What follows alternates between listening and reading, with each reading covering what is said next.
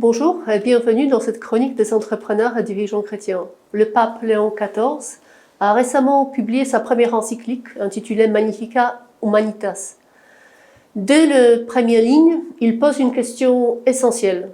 Quel monde sommes-nous en train de construire? Car notre époque connaît une accélération technologique sans précédent. L'intelligence artificielle, les plateformes numériques, les logiques financières mondialisées transforment profondément nos vies, nos entreprises et même notre manière de décider. Le pape souligne un changement majeur. Aujourd'hui, ce ne sont plus seulement les États qui orientent le progrès technologique, mais des grands acteurs privés, souvent plus puissants que certains gouvernements. Alors une question devient urgente.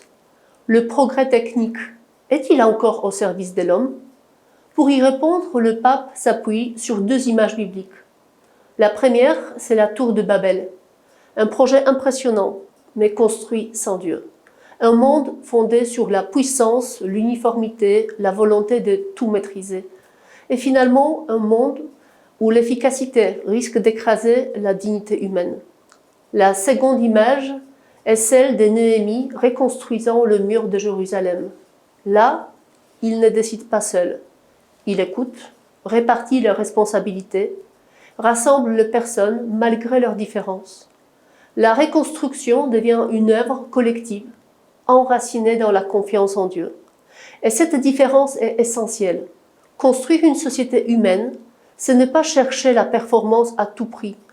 C'est reconnaître que nos fragilités et nos limites ne sont pas des erreurs qu'il faut corriger, mais bien des points à partir desquels on peut construire des relations complémentaires. Dans nos entreprises aussi, nous sommes confrontés à ces choix. Comment utiliser la technologie sans perdre l'attention à la personne? Comment rester libre face à des logiques de rentabilité ou d'automatisation?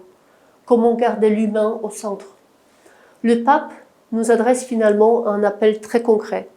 Ne pas avoir peur de nous engager dans les défis de notre époque, avec lucidité, courage et l'espérance.